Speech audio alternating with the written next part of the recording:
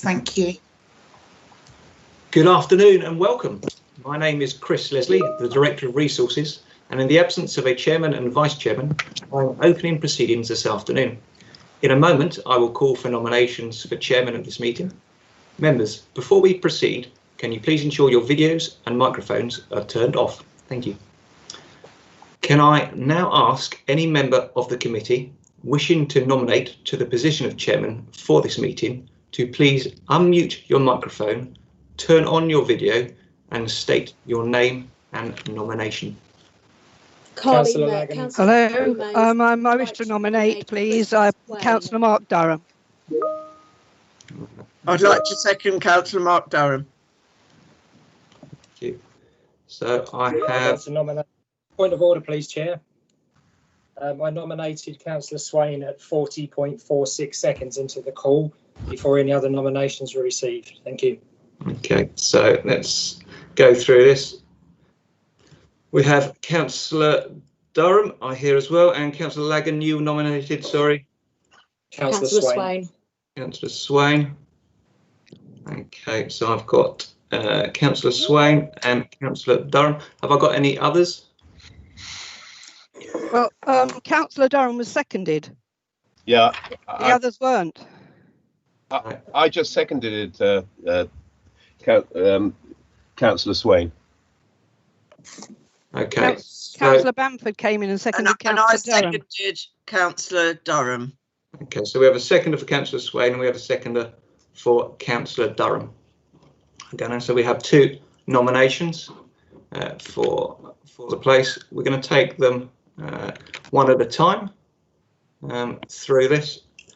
And can I ask, Tara, have we got Councillor Lagan's first nomination? Is that, I think it was the first to nominate. But could we have some confirmation, Tara, if you've got any? Or and then we take Councillor Swain first and then Councillor Durham.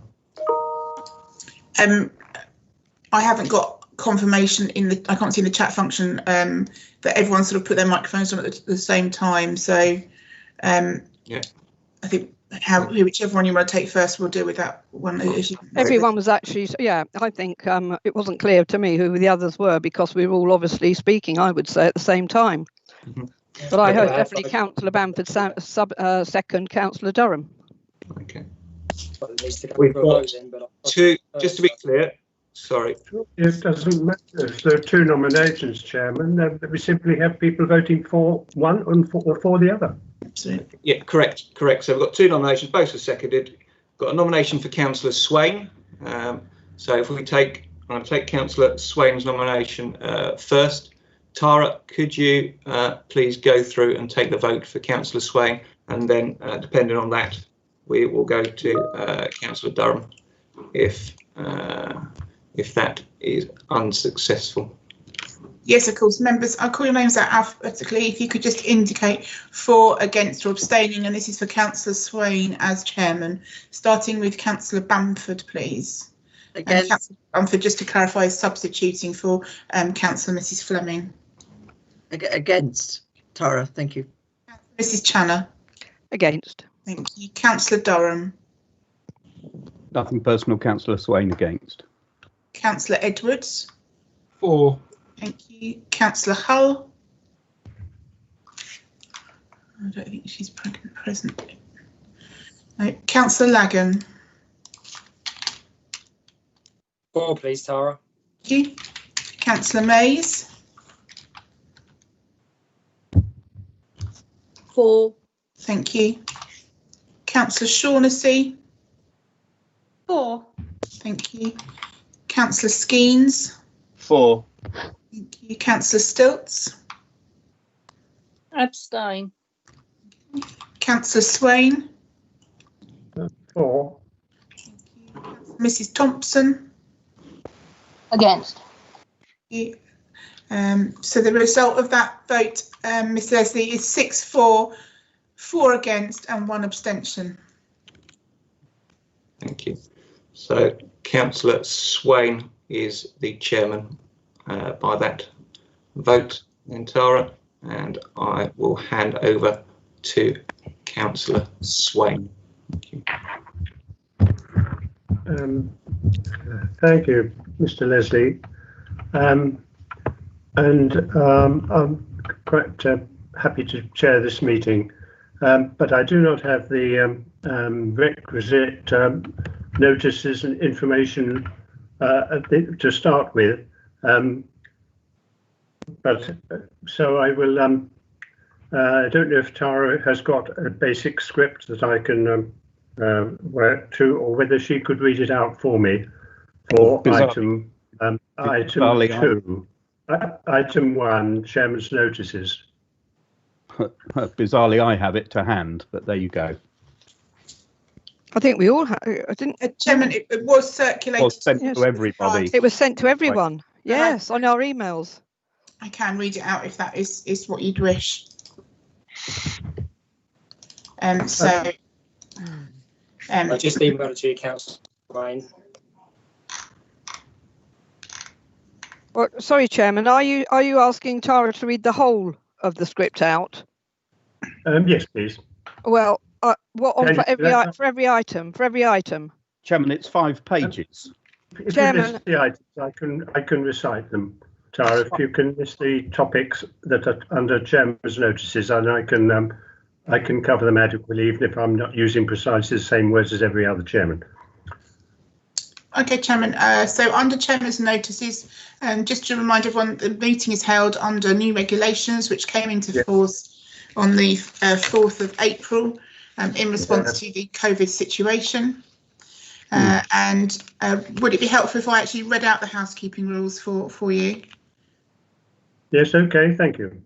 So everyone present in the meeting is asked to ensure that their microphone is muted and the video feed is off when not addressing the committee. This just helps reduce background noises and any unintentional disturbances. The meeting is being hosted remotely, streamed live and recorded, and by being present in the meeting, you're giving your consent to being recorded. Members and officers, during each item, please use the chat function of the meeting to indicate if you wish to speak. The chairman will then invite you at the appropriate time. Members are reminded that apart from indicating you wish to speak or that you have to leave the meeting, the chat function should not be used for questions or for any other purpose. Please do not use the raise hands function, as this is not available on all member devices. When speaking and referring to the agenda papers, please ensure you reference a page or paragraph number. And lastly, if members need to leave the meeting at any point, please make this known and use the chat function to signify that you need to leave the meeting. Chairman, then the next process is introduction of officers, followed by members' attendance. Thank you. Yes, thank you, Tara. Then secondly, can we identify the officers who are present in the meeting? Starting with Mr. Leslie. Chris Leslie, Director of Resources. Thank you. Did I see Mr. Dodson as well? Good afternoon, members. Paul Dodson, Director of Strategy, Performance and Governance. And was Mr. Lee? Did I see Mr. Lee? Thank you, Chairman. Yep, I'm Matt Lee and I'm Lead Specialist for Place here at MDC. Thanks a lot. And I think who else? Other officers are present, please? Chairman, Mr. Holly is present, I believe. Mr. Holly. Good afternoon, Chairman. I'm Grant Hulley. I'm Lead ICT Specialist. Thank you. I think the only other person is me, Chairman. Obviously, I'm Tara Bird. I'm the Committee Services Officer. Thank you. Thank you. I think initially I saw some other officers as well available. Is there any other officer present?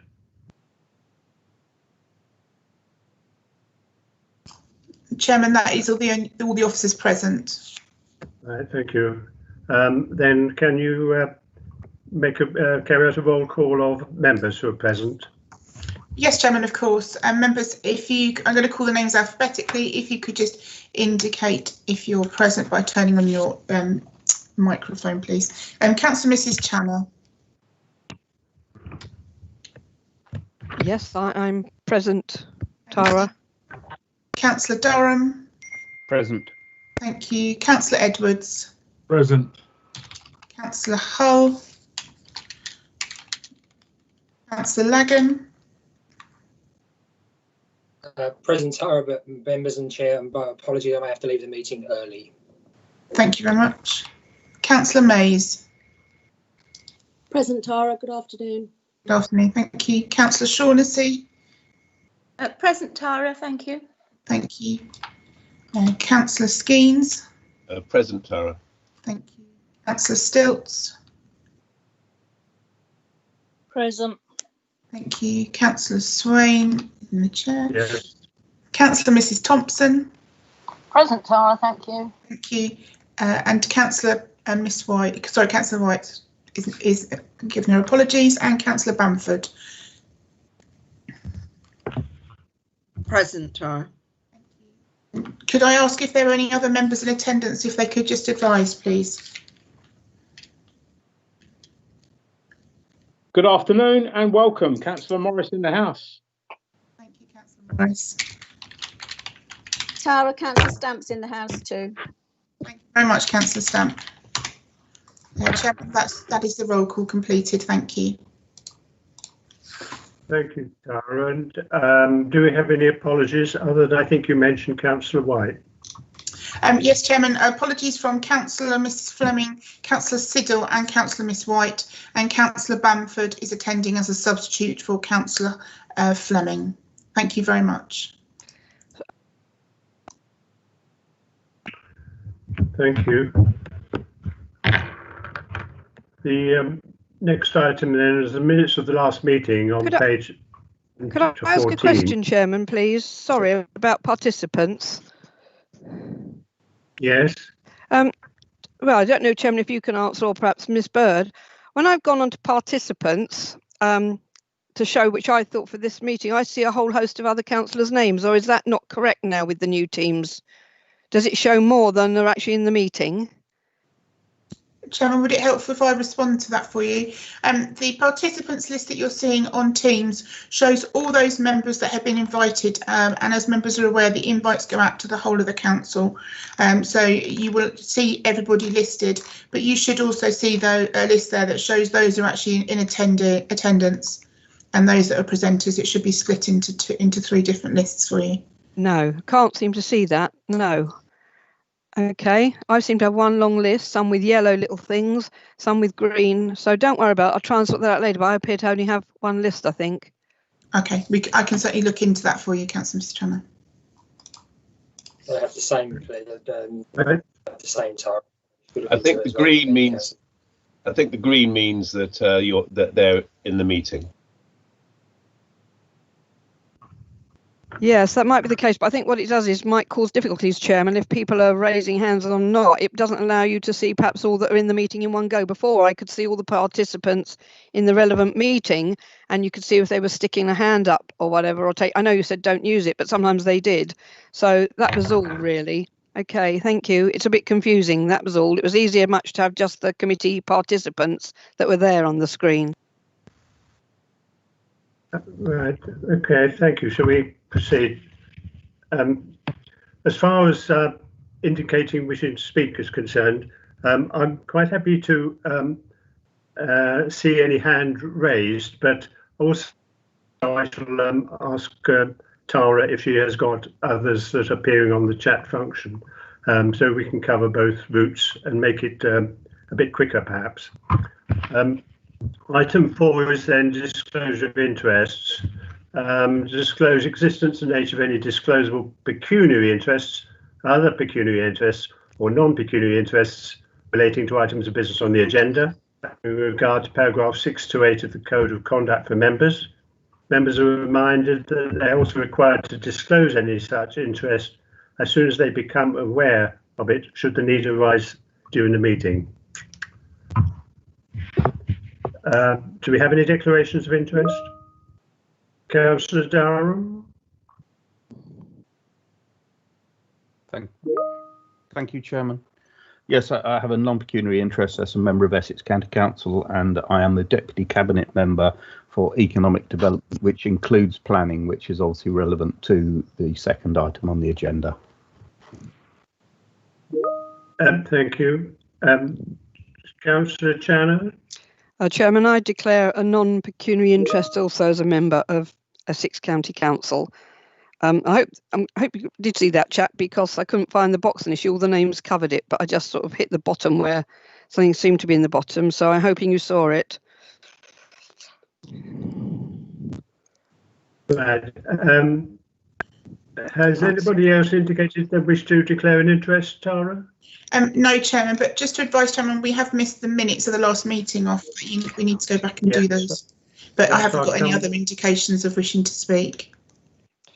No, okay, well, that gets the administrative stuff out of the way. Then to item 3, the minutes of the last meeting. To confirm the minutes of the Strategy Resources Committee of 20th of February 2020, if we can remember that far back. It's on pages 7 to 14 of the agenda papers.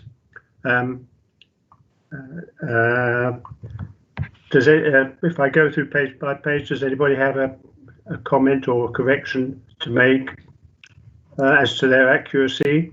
Page 7, 8, 9, 10, 11, 12, 13, 14. Are those agreed? Agreed. Agreed. Agreed. Fine, thank you. Chairman. Yes. Item 5 then, public participation. To receive views of members of the public, of which prior notification in writing has been received no later than noon on the Tuesday prior to the day of the meeting. Do we have any anybody wishing to participate as public, Tara? Have we been notified of anybody? No, we've got none. There has been none. Thank you. Fine. Okay, then if we move on to item 6, a main part of the agenda on IT policies, pages 15 to 32. Who is presenting this? Is it to Mr. Leslie or Mr. Hulley? Chairman, Mr. Leslie is presenting it. Fine, thank you. Mr. Leslie. Thank you, Chairman.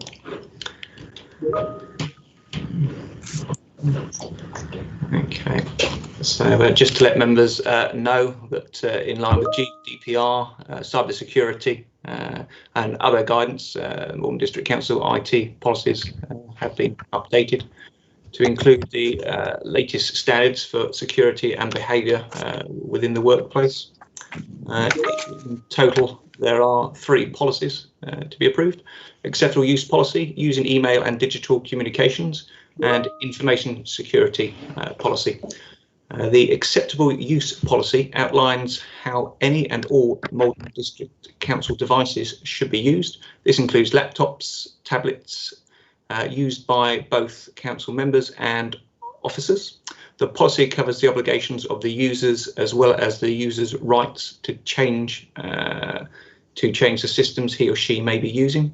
Using email and digital communications policies outlines the user's responsibilities to Malden District Council and their clients, the public, when replying to or using forms of digital communication. That could be email, phone or text, for example. These policies explain how a staff member should reply and how a response should be formulated when representing Malden District Council. The information security policy highlights the importance of maintaining security for the council and its data, as well as listing the appropriate parties and their responsibilities for data security. These updated policies are to ensure Malden District Council as an organisation are aware of and complies with its legal obligations to the public and also those around data security. We also have Mr. Hulley here with us this afternoon, who will be able to take any more technical questions around this. Okay, before I ask for any questions, Mr. Leslie, can you say how much of this is new stuff, or is it entirely new, or should we say an update of anything that's been existing? Yeah, it's an update around some of the existing policies. I can refer to Mr. Hulley, who maybe give you a bit more of a run through of exactly what the changes are around those. Mr. Hulley, then, what is new in this? So, as an update, and specifically in addition to our e-learning, basically we've included a password policy, or more precisely a stronger password policy, again in accordance with GDPR recommendations. Outside of that, again, these policies are to reiterate how staff and committees should be using Modern District Council devices. So it's confirming what we should already be doing in practice. Thank you. Right. Right. Do we have any questions to either Mr. Hulley or Mr. Leslie? Chairman, Councillor Bamford, then Councillor Skeens, Councillor Mrs. Channer, and then Councillor Lagan have asked to speak on this item. Thank you. Right, thank you. Councillor Bamford. Thank you, Chair. Mr. Leslie did say that these policies refer to both this council staff and members. And although I admit I haven't read all the documentation in detail, the parts that I have read seem to really refer to just officers and the staff within the office itself. So I just want confirmation that all these policies actually do address the use of laptops and iPads by members at home, and also the fact that officers use these devices at their home rather than in the workplace. So I just want to make sure that that is covered acceptably in these policies. Thank you. Thank you. Does Mr. Hulley want to answer that first on? Yes, Chair, thank you. So from the point of view of the policies, these blanket cover both office and home use. Obviously, the devices are owned by Malvern District Council, and we maintain what's known as a locked system. The idea behind that is part of the security is obviously software and hardware based, but the other half is then a physical practice from, as I say, members, officers, etc., making sure that we don't open incorrect emails or reply in a way that's inappropriate.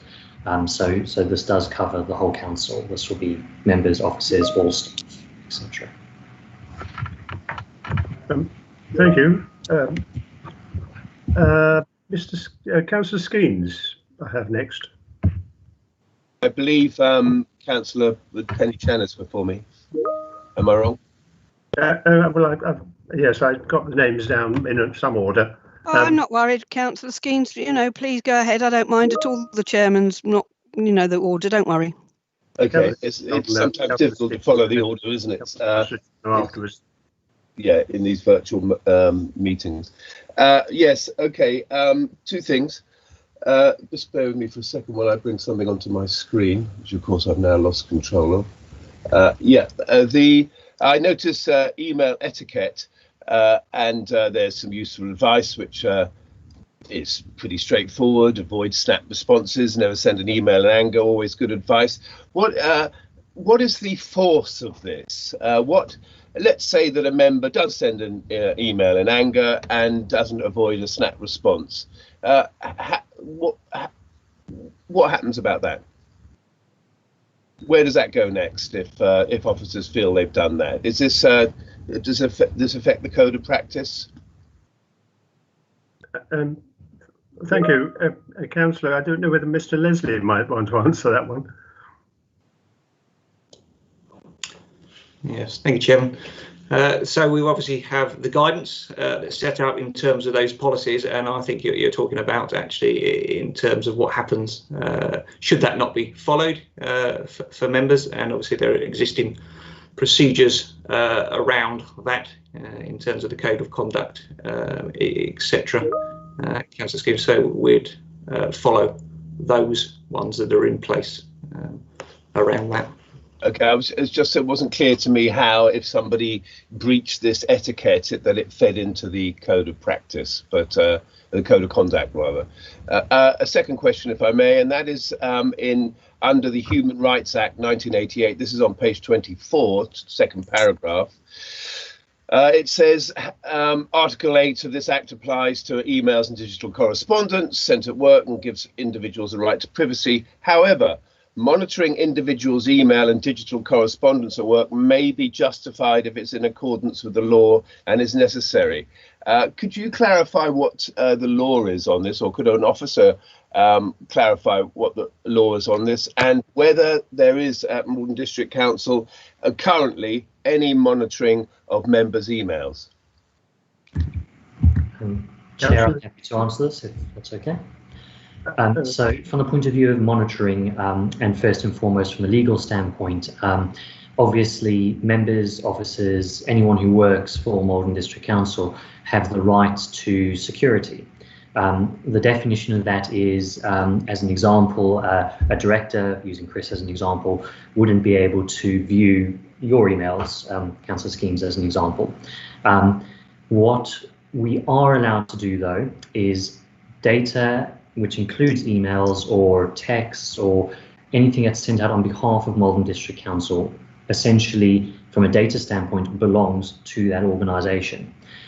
If there is a warrant, so for example, if a director, if a manager feels that someone is being inappropriate, IT can implement monitoring to check.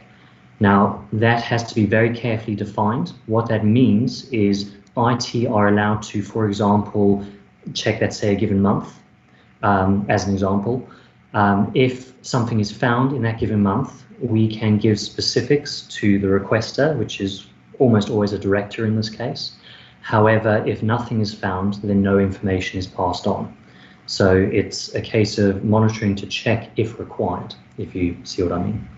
Just to follow up quickly, if I may, Chair, have there been any recent cases in which such things have happened at Malden District Council? I'm not asking for the specifics of a case, I'm just asking to know if that has been done recently. Again, as lead ICT specialist, there have been 2 cases in the last 6 months, as an example.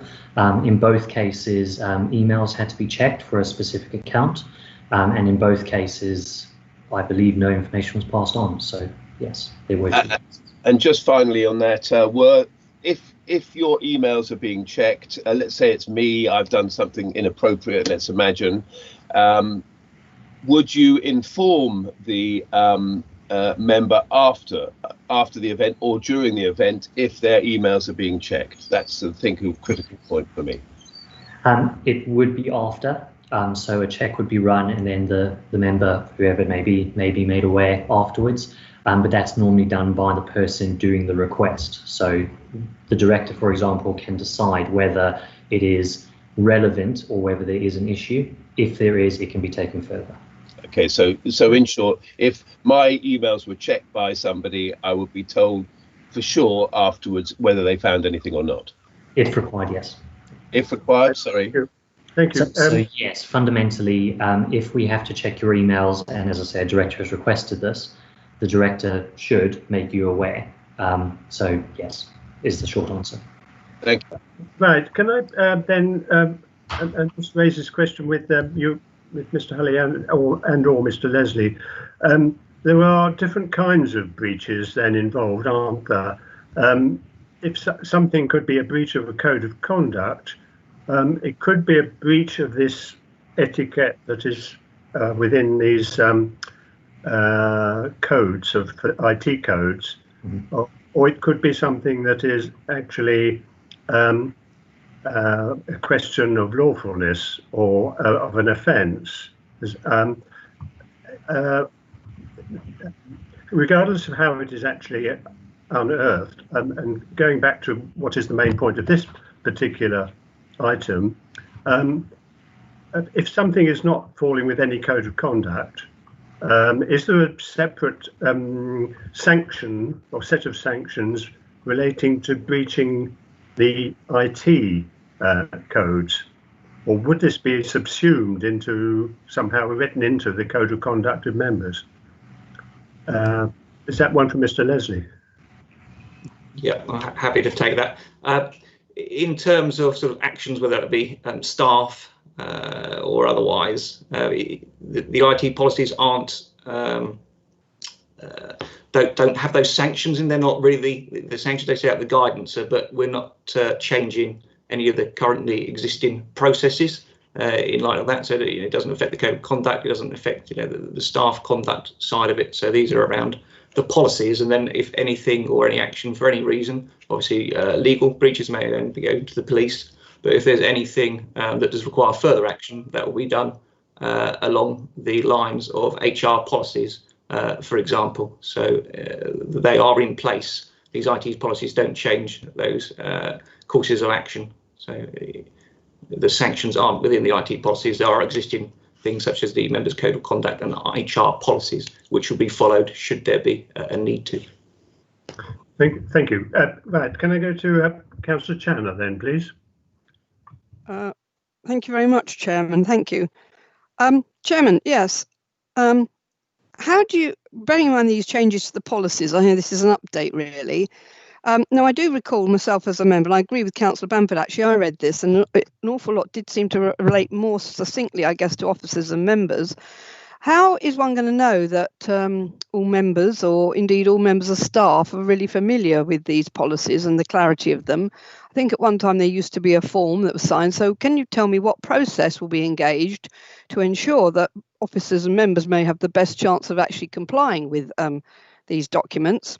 And also, I heard what Mr. Hulley said about working off at the office or at home. The equipment is that of MDC. Well, only recently through council, it was agreed that we could use our own equipment regarding council, as I understood it. So I would hope if I chose to use my personal equipment, I'm not bound perhaps by these policies then. I'd perhaps like that explained, although of course I recognise I may be connecting with the server or something, but we have been told that. So I'm not quite sure if those policies cover that sort of aspect.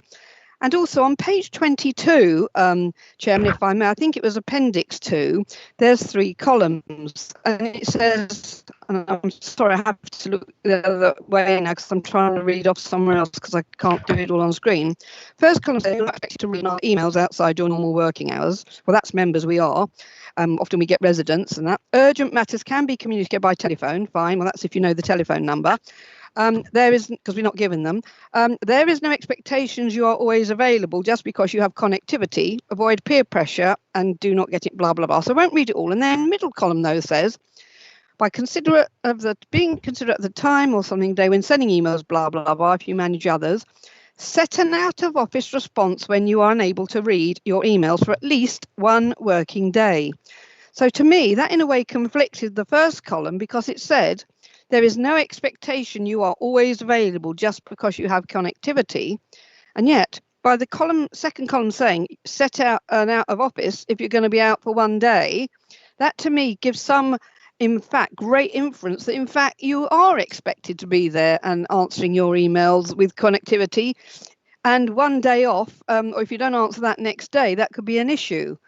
And it says you're responsible for managing your work time and don't work too late. Well, with members, it's very difficult. I'm often working into the early hours of the morning or whatever, because whatever stuff. So I do agree with Councillor Bamford, but I am concerned for the staff there reading. It doesn't mean you should answer your emails because you're just connected. But then you say, well, if you're out even for at least 1 day, set an out of office on. And that will let people know you're not going to be there. That seems to imply there's an expectation you should be responding, if not the same day, the very next.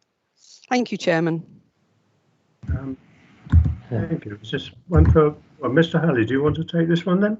Yes, please, Chairman. Thank you. So there's three elements here. I apologise if I missed something. Please do remind me if I do. So first and foremost, from the point of view of the policies, whether it be HR, IT, whatever the case may be, the council has implemented what's known as e-learning. Now, I believe each of you either have an account or, if you don't currently have access, will be getting access shortly. The idea of the e-learning, which is something that all the officers at the council already actively use, is this lets them not only read the policies, but also answer sort of almost a question and answer section on it to show their understanding of those policies. So our officers are required to now complete that, and that's actually done as they join the organisation, or of course for officers that are already in place, they had to do this about 3 months ago, quite literally. So yes, we take everyone through the policy step by step and make sure there's understanding afterwards. Separately to that, you obviously mentioned the use of personal devices. Now, fundamentally, a personal device obviously belongs to the user at hand, and we don't have access to that device. What we do though is, or what we do control though, is the data that is then accessed via that device. An example of which would be office.com, where any of you could sign in to access your emails. You're signing into a portal at that point. That portal we have control over. So whilst the personal device is secure and belongs to you and obviously not checked or monitored, as it were, the portals that you're accessing from Malvern District Council are. So we have control of those. Again, that's where the monitoring and that side of thing comes into play if ever required. Lastly, and again, hopefully not missing anything, obviously you mentioned the email policy, as it were, coherent responses, contact with the council, things along those lines. Now, first and foremost, it's best practice that if an officer goes on a holiday, for example, that an out of office is implemented at that point. So normally that would be implemented an hour before they leave the council building or home or whatever the case may be. So from the point of view of enacting it within a 24-hour period, I can understand that, you know, if you're off for a week, an officer might forget, but best practice is to activate that out of office prior to leaving. That way, a response is generated as an automatic response that can be anything from please reply to a different email address, or giving out a telephone number, or simply I am on holiday and will be back at a given date. This is more to make the general public, yourselves for example, aware of where that officer may be at that time, so that you don't necessarily expect a response quickly if the person is away.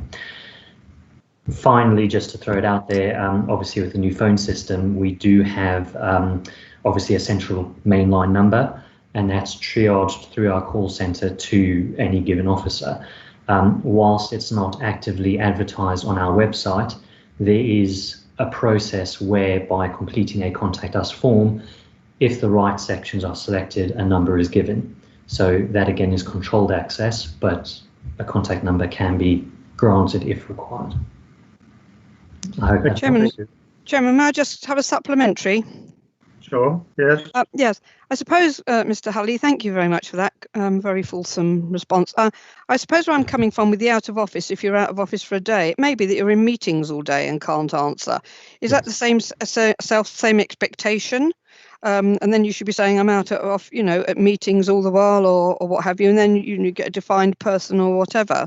I wasn't meaning it just in the context of holidays, but I was meaning it in the context. Column 1 says there is no expectation you are always available just because you have activity.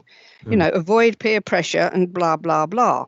And do not get into competitive situations over email responses. Column 2 then says, if you're going to be out for more than a day, whatever reason, this is how it reads to me, you stick on and out of office. So in a way, I see a contrary sort of meaning between column 1 and column 2, because it says don't feel pressurised, don't feel competitive to answer emails, but then column 2 says if it's more than one day, stick on and out of, well, not more, it's at least one day. So if you're out the next day or whatever, you've got to stick that on.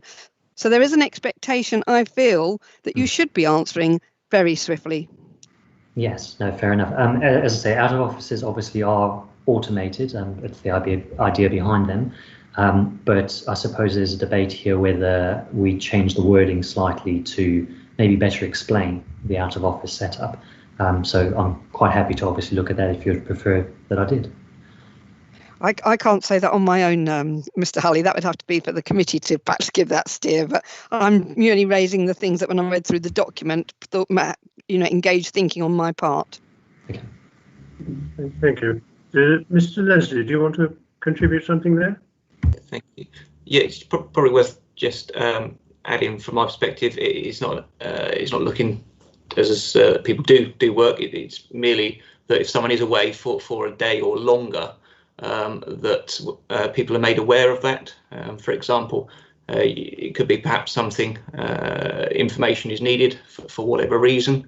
Then if they are aware that person is away for the day, they may then be able to go to someone else and get that information, help the business along. So it's not to pressurise anyone. Intention isn't to pressurise anyone in doing work. It's just to let people know that that person isn't available, and therefore they may need to go elsewhere depending on what they need, or wait for their back. So it's more about informing people that person is unavailable. So hopefully that provides assurance that it's not the expectation, it's just communication that a person isn't available.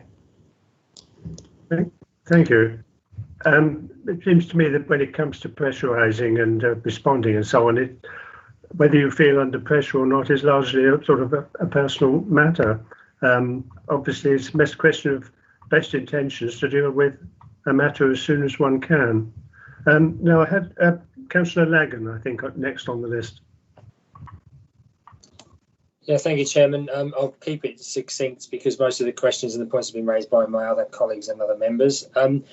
The policies are well written and easy to read and predominantly to understand, so I just want to actually mention that. Listening to what other members have said, I think it would be very valid if there was some more clarity regarding sort of member responsibilities, because as Councillor Channer says, we do work some very unusual hours to ensure that we can respond to queries as best we can. So and also to be clear on the communication that Chris has kindly said, if someone emails somebody for information, that if that person's not available, there is a tangible contact where you should go next, rather than just say, okay, we've hit a brick wall. So I'd like to see if that's possible, and the committee agrees that some review, only minor, is there to get that clarification for members, and also to be very clear that there are places that you need to go if the person's away. Thank you, Chair. Can I ask you, Councillor Lagan, just precisely how you would like to amend the text then? I'd have to put some text, some ideas to the members to go to the officers, but something very simple, just like a members section, just to say, the expectation of members is, members work outside the normal 9 to 5 or whatever the world of work actually is now. Just so that he's really clear and there's clarity between the expectations of officers and what we take on as members. So just something in that nature. Okay, Mr. Hulley, if what Councillor Lagan has said is just a matter of clarification and tidying up the wording, he could just suggest the odd change here or there, couldn't he? Is that the way you see it? Yes, of course. And again, Chair, or Councillor, if you're happy with that, that's fine. We're more than happy to obviously see the addendum and add as needed. So yes. If it's a matter of clarification, then you can probably deal with that then. Yes. Then lastly, I have at the moment Councillor Durham. Thank you very much. Thank you very much, Chairman.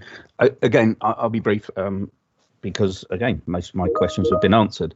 But there's a very fine line between etiquette and a more serious breach. And I'm wondering who makes the decision which side of the line a particular email or correspondence might fall.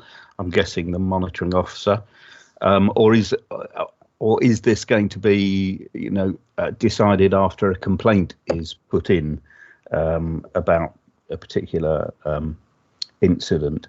And I just want to go back on something Mr. Leslie said. He said that access to a member's or officer's emails, mainly by a director, but I actually have a file of hundreds of emails that were requested by a fellow member through a data subject access request. So anybody is entitled, any member of the public, in fact, can make a request to see a member's emails. So I just wondered if Mr. Leslie could clarify exactly what would be required should a member of the public request to see a member's email trails. Thank you. Yes, before I ask Mr. Leslie on that, the first point that you made, Councillor Durham, seemed to me to split into two parts. One is identifying a potential or possible breach, and then who would decide whether it was a breach or not. And the question is, what is the monitoring process to pick it up in the first place? It presumably would not be the monitoring officer. It would be referred on to him or her once it had been picked up by somebody else. Councillor, Chairman, Mr. yes. Leslie, Chairman, yes, sorry. Just to clarify, yes. As I said, because it is such a fine line, surely somebody should have a more detailed set of criteria to make a decision which side of that line it falls. Now, it just would be interesting to know who that responsibility will fall to. Quite. Mr. Leslie? Yes, thank you. It depends on the type of incident involved. I suppose these are guides around the policy and how to communicate. As I said before, this isn't a paper about any sanctions or anything like that. This is the IT policies to follow. We've moved on to another realm, I guess, of particularly if we're looking at staff, the HR policies, the grievance procedures and matters around that. And similarly, if we're focused in on the members' side, there is the member mechanisms in there for the code, etc. around that. So this paper isn't about those sanctions that are in place to do that. I think when we're talking about who decides, it probably would depend on what occurs, and these aren't outside the sort of normal routes and processes and procedures for sanctions around that. So it depends what it is, and then follow the processes that currently exist around that. And you're right, in Councillor Durham, it could be possible that it is the monitoring officer who decides, along with the Constitution. It depends what it is and how it's dealt with around that. So in terms of the other... So an issue then is likely to come from somebody else referring so that it can then be looked at. It's not as though we're talking about monitoring in the sort of sense of monitoring Twitter accounts or anything like that. But it would come from somebody having an issue to raise a query for IT to pick up, or via the monitoring officer to ask the IT to pick up. Yeah, yes, it's quite right. It's not that these things are being constantly monitored or anything like that. So it wouldn't be picked up through that. It would have to be picked up through an active route, such as either someone raising an issue with it or being seen by someone who's copied in, etc. So you're right, it's not like an automatic process where something will be picked up. It has to be raised and triggered around that. So quite right. So would it be right to say that they really should all come initially through the monitoring officer to investigate with IT or to take up with IT? I think it depends on what the issue is. As I said, this doesn't change the routes that currently exist in terms of processes for people to raise complaints or otherwise. So those routes are still there, and I would follow those existing routes. If there is an issue, follow the Constitution and the current processes that are in place, and certainly for officers, it's the HR policies, the main go-to around that. Okay, thank you. Councillor Durham, do you have any comeback on that?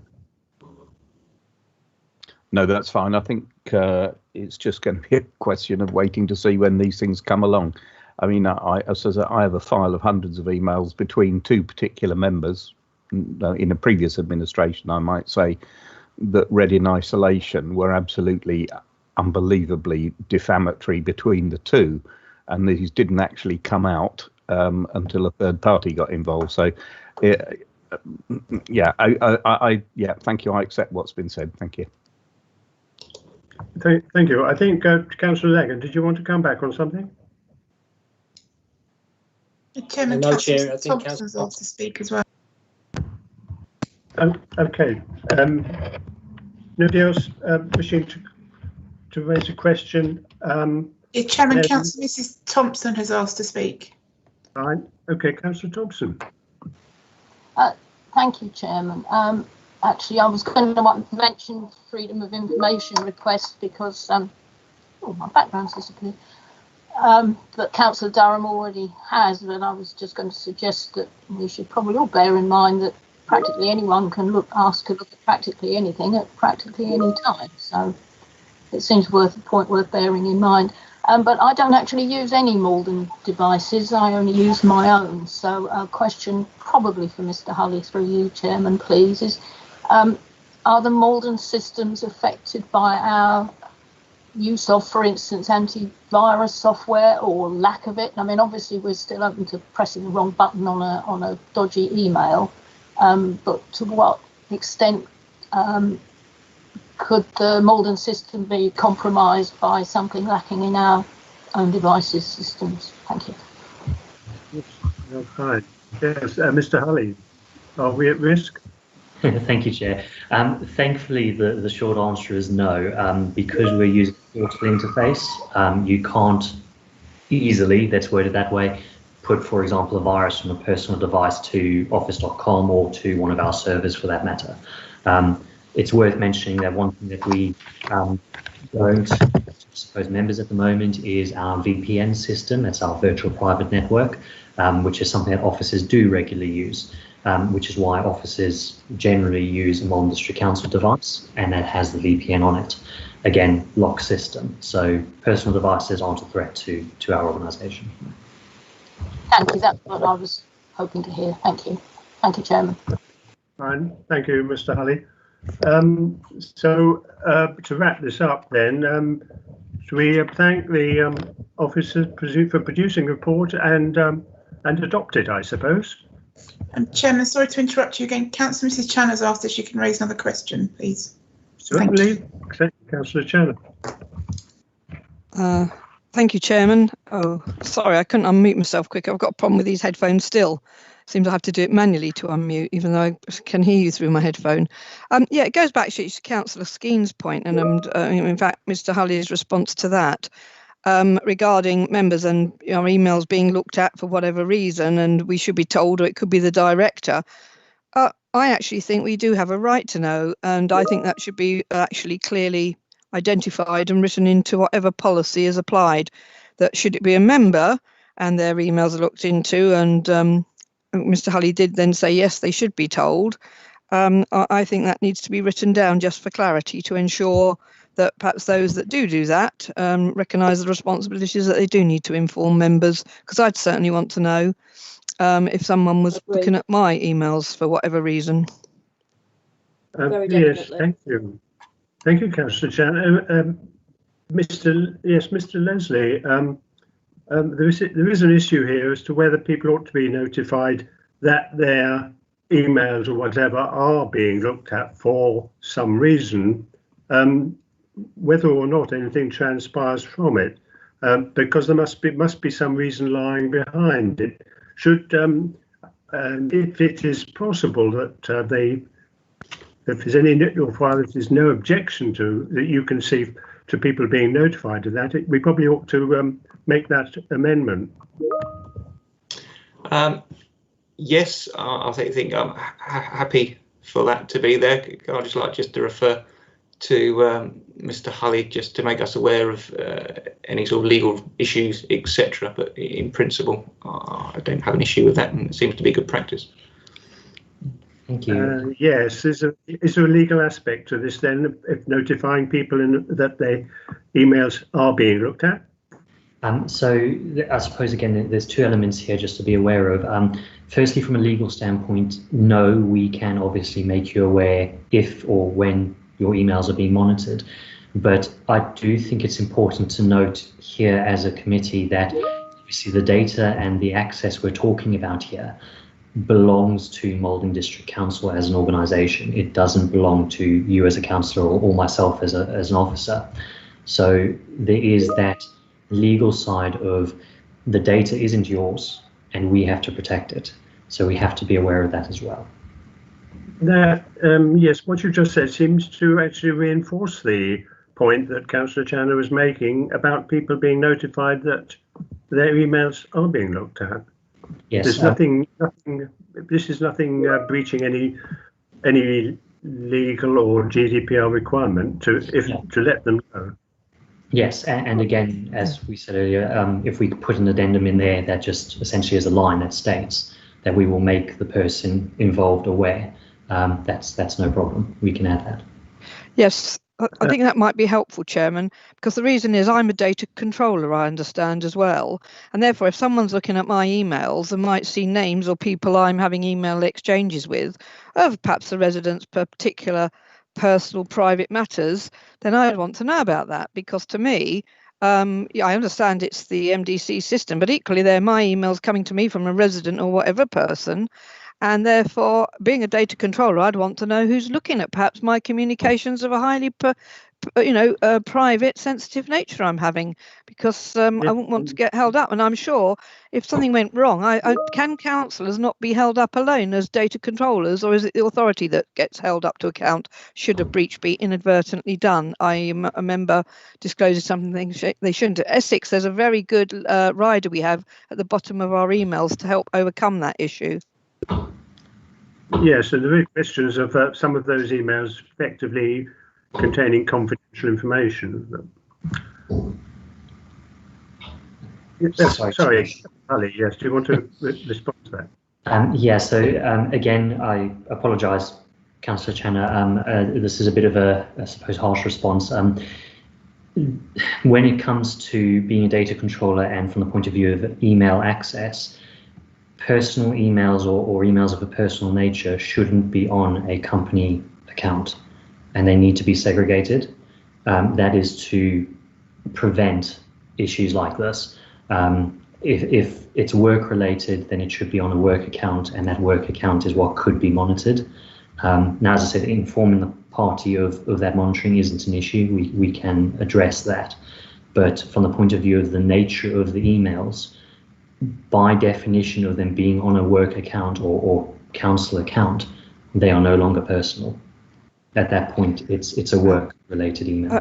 I think Mr. Hulley may have understood me. I'm talking about personal and private from the term in the case of the resident coming to me, such as they do come on, and I don't actually use my personal equipment for emails with people. Residents come to me because I'm their ward member, well, one of the ward members, and it's plastered on the website how to contact me. And therefore, what I'm saying is those messages from I'm talking about their personal business to do with whatever issue they may have. It could be enforcement, where enforcement members are even told it's highly confidential. So it could be on an enforcement matter. So if I've got an officer, and I'm not trying to be accusation here, I'm just saying, I'm just trying to be clear on this. If we've got matters such as enforcement or other issues on our computer and we're being monitored or these are looked at, then being the data controller, I mean, it could be other things. I have had some people come with very personal private issues, health, it might not fall into them. Well, it could actually be to do with benefits. You know, I may have a number of people. So that's where I'm coming from. Being the data controller, they come to me. Now, if I pass it on, and ordinarily I do, because often I have to go to an officer, but what I'm saying is I'm in control of that. If my emails are being looked at for whatever reason, whether it's me being monitored or someone else, then that's where I'm coming from, really. Where does that leave me as a data controller with no knowledge of what may be being looked at, which might have highly personal, sensitive information, not about me, but about the people who come to me because I'm there as an elected member who can represent them? Yes, Mr. Howley. Yeah, so as a response to that, Yes, fundamentally, they can email you on their private nature to a work account, whatever the case may be. Yes, at that point, I suppose you are, as a data controller, controlling that email. Obviously, as the data controller for the council, we do have, or potentially have, the right to monitor that. I think we do need to put that addendum in then, stating that, for example, you would be made aware if monitoring was taking place. But other than that, I don't see a way around this issue, as it were. The data is in a work account. That work account belongs to Malvern District Council. As the data controller for that, if we receive a request, we're allowed to, well, essentially control that data. Mr. Leslie, is there a problem here? No, I was just going to clarify that actually the council, obviously as a data controller itself, does have to comply with the Data Protection Act 2018, the same as Councillor Channer is saying, and therefore we're bound by those issues of confidentiality and how to treat personal data exactly the same as yourselves. So we are bound, if it comes onto our servers, our systems, etc. We will need to abide by to keep that data safe, to keep it for only as long as needed, etc. So we are bound by that, and the data will remain confidential in that sense. If there is any need for it to be given out, etc., then there will have to be good reasons, and we will comply with that confidentiality side of it. So we are required to follow the Act as well, so it is kept safe along those lines. So if there's confidential information between Councillor Channer and a resident, is it, and that becomes confidential to you? Is it a different sort of level or definition of confidentiality, or you become party to what was confidential between Councillor Channer and a resident? Well, they're kept confidential, as you'd expect. So no, when we follow the Data Protection Act that we're bound by, so that does remain confidential.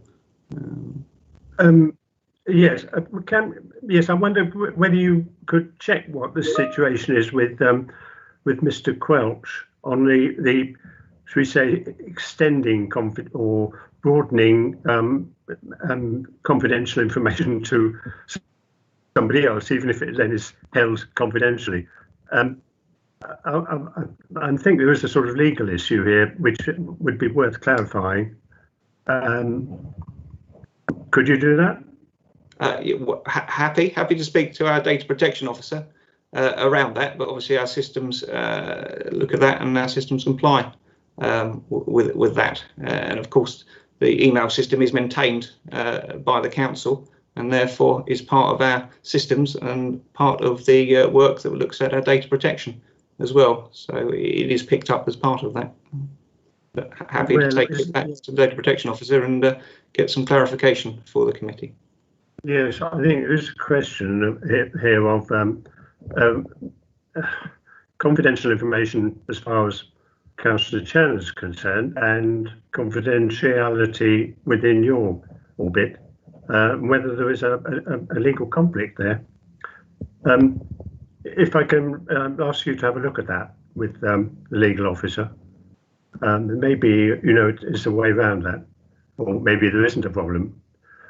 If I can go back to the previous point about being advised if your emails are being looked at, can I ask members of the committee if there is sort of general agreement that we should add that in, that people should notified if their emails are being looked at, or does anybody disagree with that?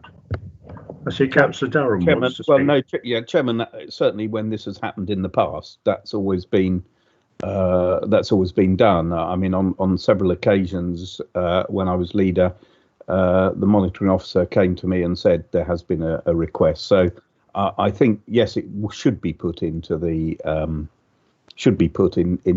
the policy, but I think it's probably already happening. And I would have said it's etiquette as much as anything else. And if I can be really cheeky, Chairman, and just ask something from a comment that's just been made.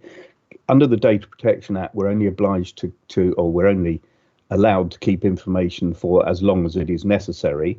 Can I ask Mr. Leslie or Mr. Hulley, how long are members' emails kept on the system for, please? Oh, right. I'm happy to take this, Chair. So at this point in time, members' emails as well as officer emails are stored for 7 years. Although in planning, and so mapping and planning, it's worth mentioning that they're stored for up to 50. So yes, those are the two breakdowns. Did you say 50? Yes, for planning and mapping. Fine, okay. Well, if there's general agreement, perhaps we can put that into the document that people should be advised if their emails are being looked at. Do we have anybody else wishing to speak on this particular agenda item? Yes, Chairman. Councillor Lagan has another question he wishes to raise, please. Okay, Councillor Lagan. Yeah, thank you, Chair. You made a comment earlier on about you feel these policies should be adopted. Well, I think with the robustness of the debate, I think we should wait until the additions have been, the addendums have been addressed, the member section has been clarified, and then come back and then reconsider for adoption. So I don't feel at the moment, unless what we've just debated and made recommendations come into the documentation itself. I'd second that. Yeah. That's acceptable to you and You're recommending adoption? No, Chair, I'm not recommending not to adopt until the amendments have been clarified and the policies come back to the committee again for ratification. Okay, that's reasonable, isn't it, Mr. Leslie? Yeah, of course. It'd just be helpful for the minutes just to ensure that all the amendments, proposed amendments, have been captured. That's probably the only comment I'll make, so we get it right. I think there was an amendment of wording suggested by Councillor Lagan early on. There's this point about members being advised if emails are being looked at. I don't recall any other amendment we were particularly concerned to make. Or am I wrong on that, Councillor Lagan? Yeah, thank you, Chair. I think just for clarity, Chair, I think the document would read better if it had a section for members. So really succinct information that members have, picking up on what Councillor Channer said elegantly earlier on about we work on different times. So the reasonableness of responding to emails needs to be really clear within that. And also that if emails are to be looked at, that the members and other people are actually informed up front. I don't think there needs to be anything more to it than that, but I'd just like to see it included so you can see the flow of the text before adoption. Okay, right. Are you fine with that then, Mr. Leslie? That was helpful for clarifying. Appreciate that. Thank you. Right. Okay. Thank you. And Chairman, will the committee also be given? Obviously, you've asked Mr. Leslie to go and get the legal view on some of this. Will the whole committee be notified of that, Chairman? The outcome of that? Well, I certainly hope so. It's really a question for Mr. Leslie to establish, is there a legal problem here or conflict? And certainly that should come back when we get this sort of tidied up version next time. Fair enough, Mr. Leslie? Yeah, I'm happy to circulate just a briefing just to inform members of this committee. So briefing to all members of the committee. Okay. We should be able to do that next time then, shouldn't we? Tidy it up. Councillor Stilts, you wish to say something? Thank you, Mr. Chairman. I just wondered if it would help if Tara could put up those amendments so that we can actually see them in writing.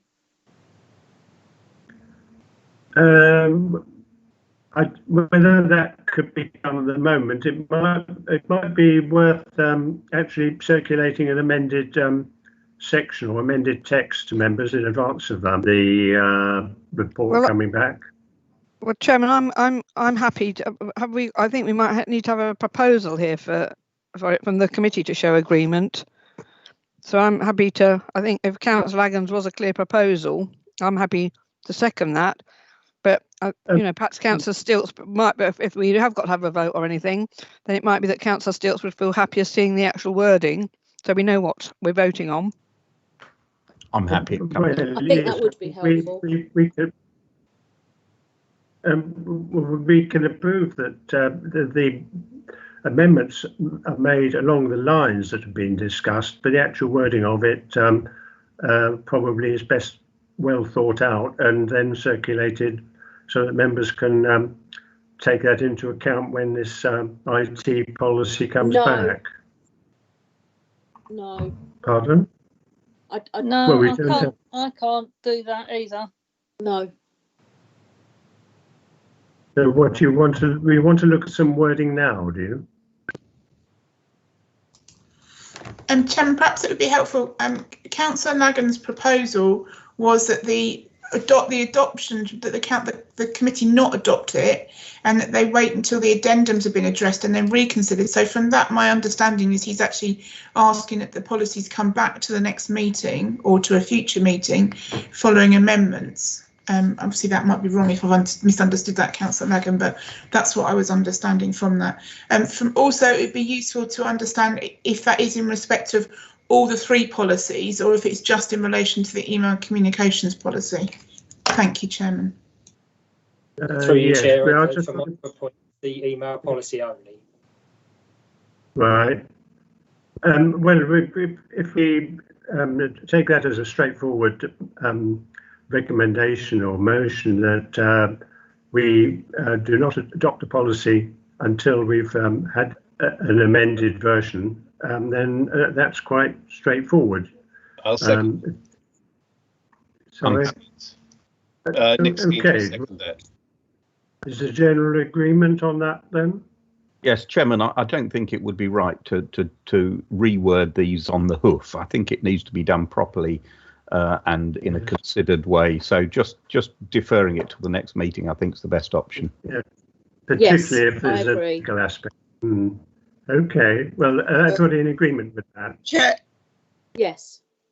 Chairman, I have asked to speak on this to guide the officers a bit, because I think it's not all 3 policies, it is 2 policies. Page 17 of the first policy, which is the ICT acceptable use policy, under the monitoring section. We need a paragraph there. And on the Appendix 2 email and communications, we need a paragraph relating to members on page 22 about use of email etiquette. That's how I see it following the debate. That's where the 2 amendments need to be added. Right. Yes. Well, we're not tying it to just the communications one, and I'm sure Mr. Hulley will examine any sort of implications for the other policies as well. So it will be the whole set to come back to us, even if it's only an odd amendment here and there. Chairman, sorry to interrupt. That's not what Councillor Lagan was proposing, so I think we perhaps just need to revisit his proposal if that's not what you're thinking differently. He did indicate it was just the email and communications policy.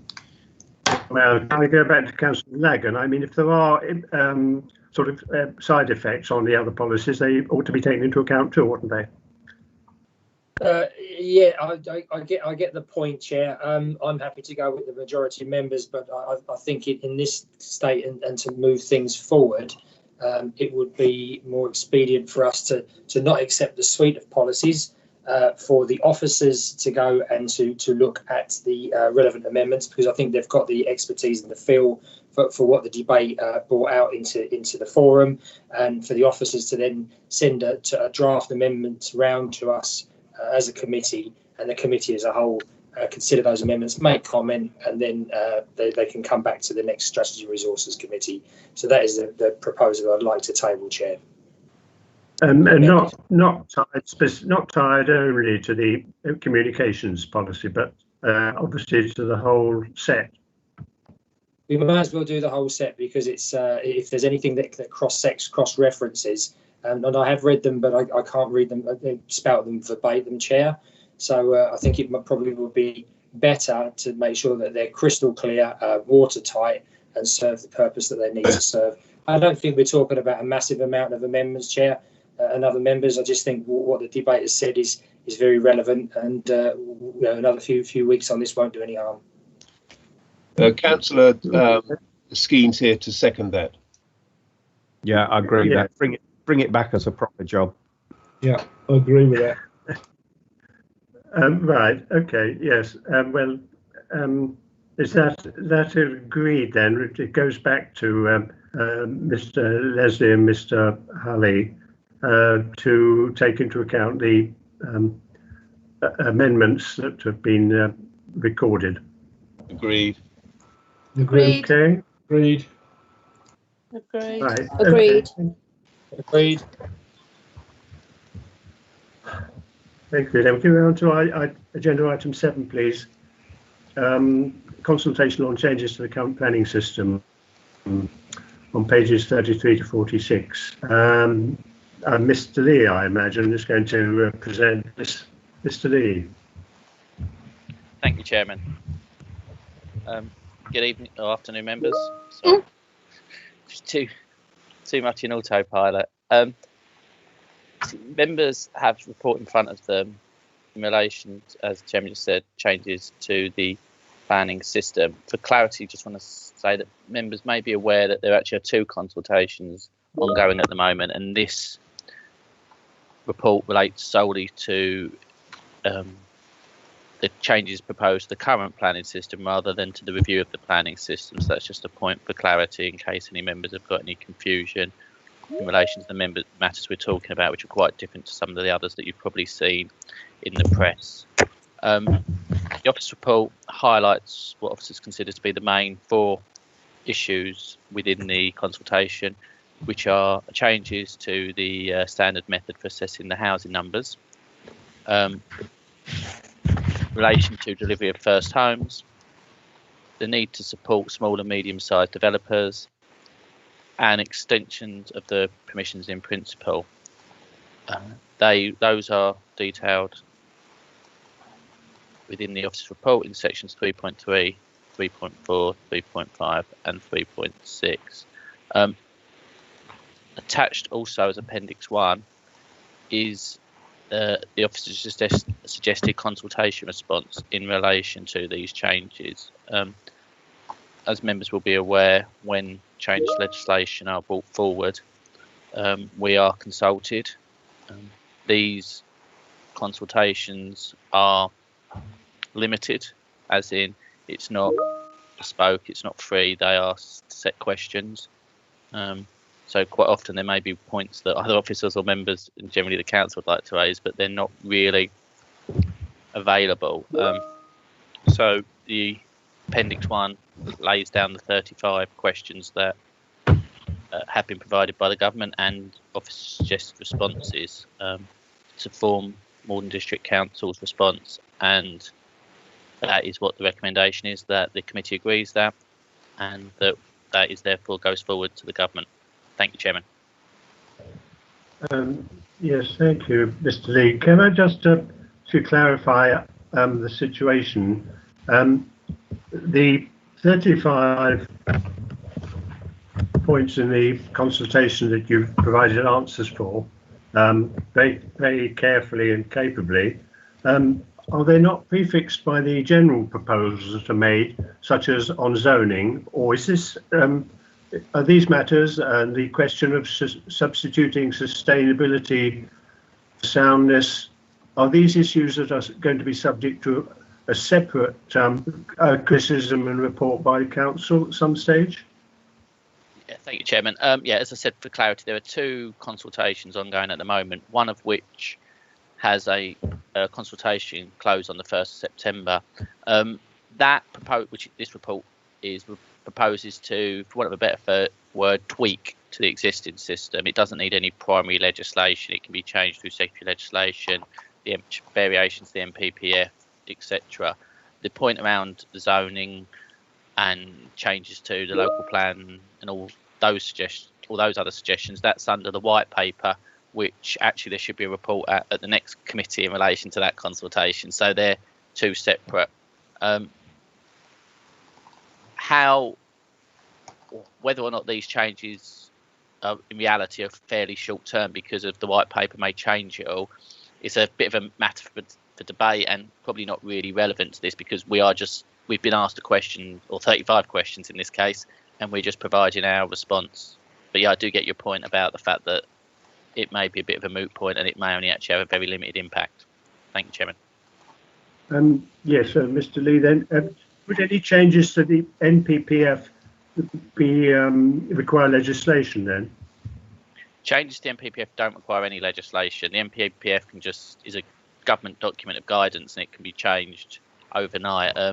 For example, the PPG that provides additional and more detailed guidance is regularly, and I mean very regularly, updated. Officers or councils aren't even told when it's updated. We just have to constantly review and make sure we're not using outdated guidance. So, and that's all. None of that is with any consultation or anything. That just can be done as and when they see fit. Right. Thank you. Right. Any people who wish to comment on any section of this? I see Councillor Durham initially. Yeah, thank you, Chairman.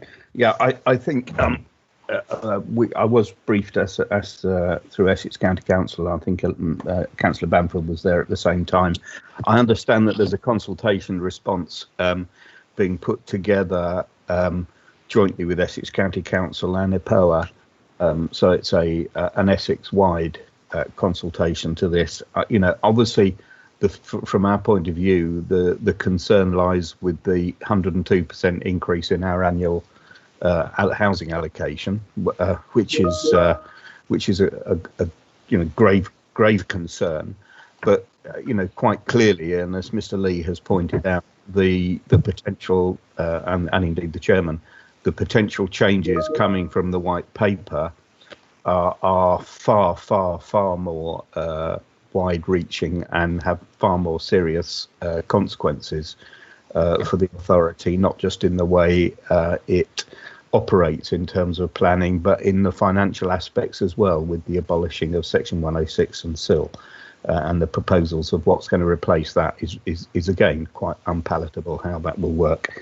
So I just would just like to ask Mr. Lee if our response coincides with that of EPOA and the County Council's response, please. Thank you, Chairman. Yeah, I was actually in a meeting this morning with the EPOA in relation to the joint response. Obviously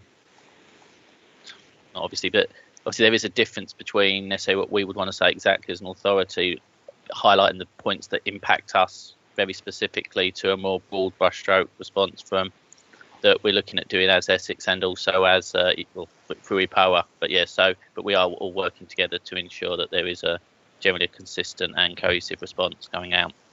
To be honest, I don't think anyone's really raised any particularly different issues or anything, to be honest. Thanks, Chairman. No, Chairman, if I might just come back, I think it's particularly critical from a Malden perspective, because as I said, we've seen our numbers increase by 102%.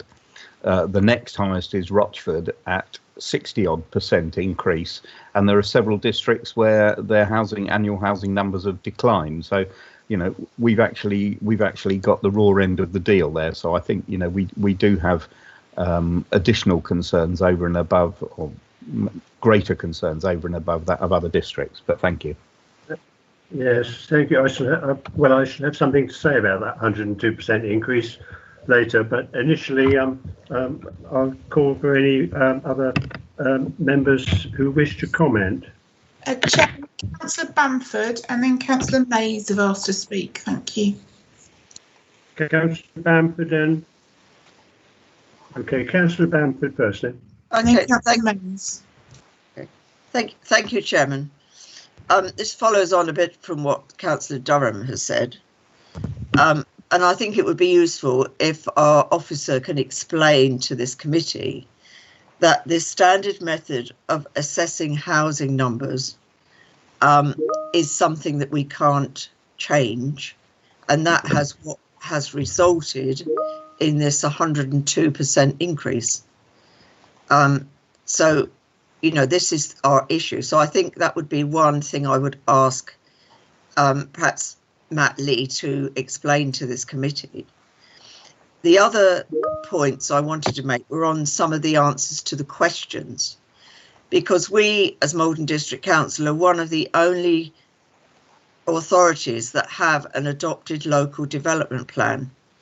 And I think we should emphasise this a bit more in the answers to these questions, and actually be a bit more, give more information about our position in the answer to the questions. I know this has happened in some cases, but in particular, question 1, the answer to question 1, I think should be, there should be more emphasis on the effect it has on our authority, which isn't really emphasised in that answer.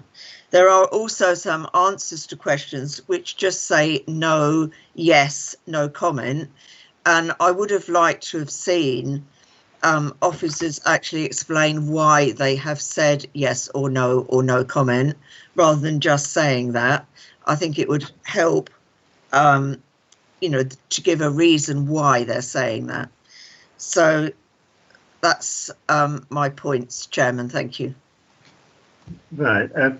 Mr. Lee, can I ask you, first of all, to put on one side this question of the standard method, because that is what I want to talk on, be rejected. Can you say, address the other points about whether we can make much of the fact that we've got an adopted LDP in some of these questions? And on the other points about the questions where you've not had any comment, is that, do you have any comment?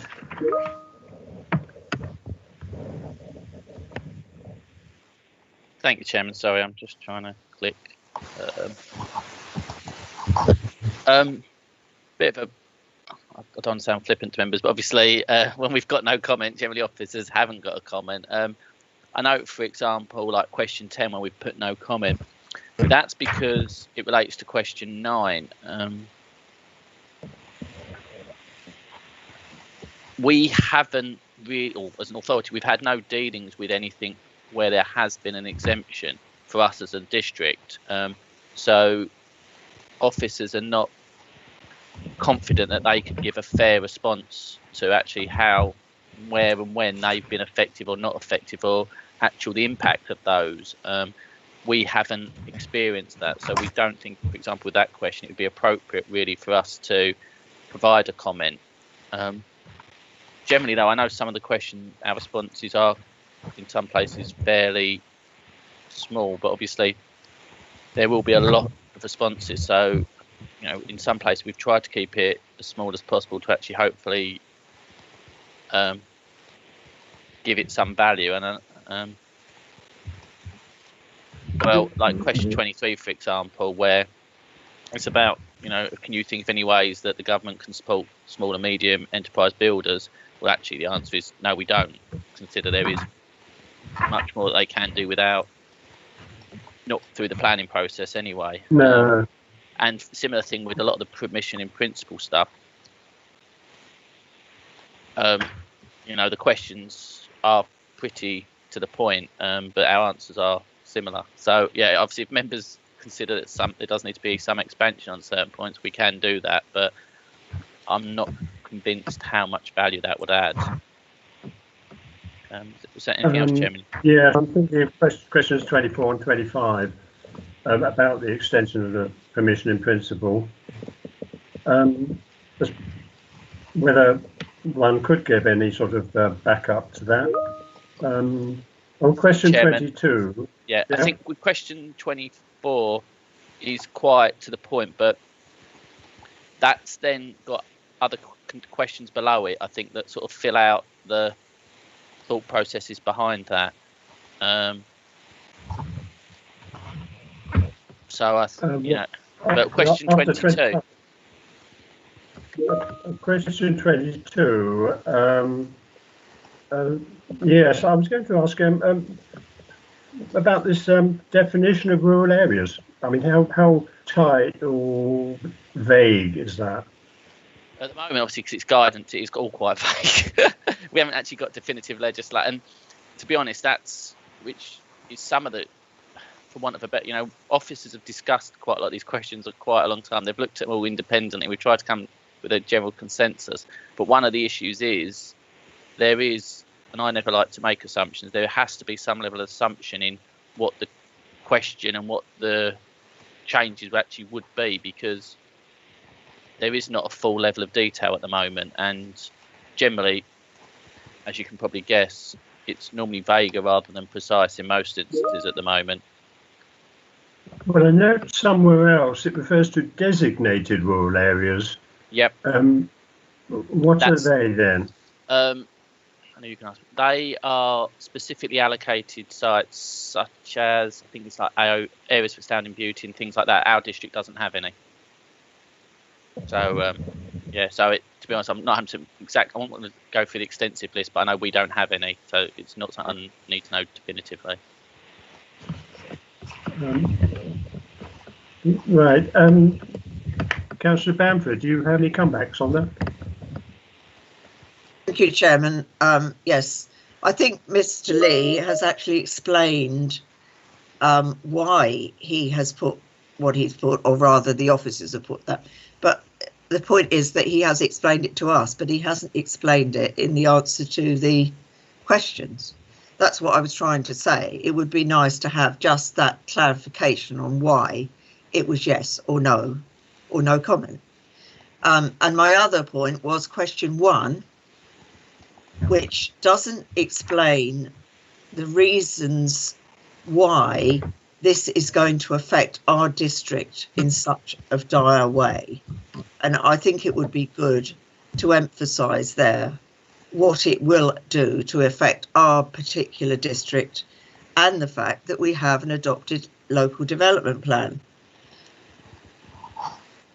But obviously this is, this is just my thoughts on this, and I can appreciate where Mr. Lee's coming from, but I just think it, it emphasises our points as Maldon District Council.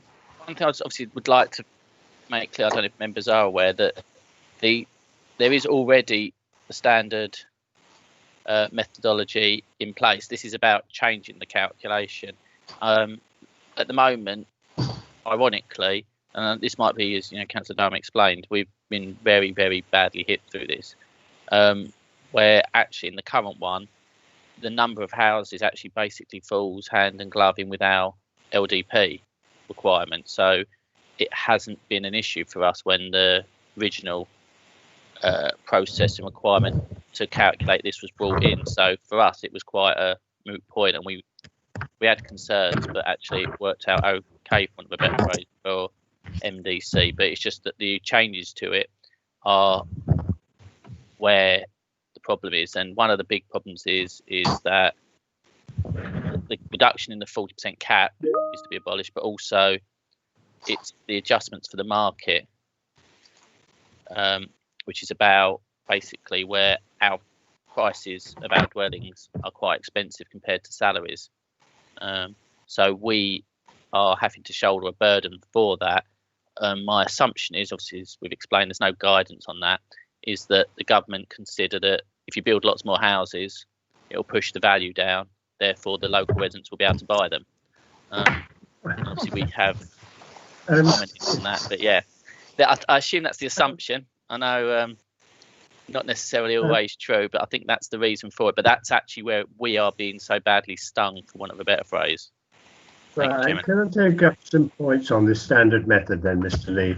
And it's you've added another justification there for thinking twice about this approach, namely its variability, its capriciousness, and the fact that we've had this a big increase, doubling of housing out of the blue just because of the operation of a formula, suggests to me that there's something wrong with the formula.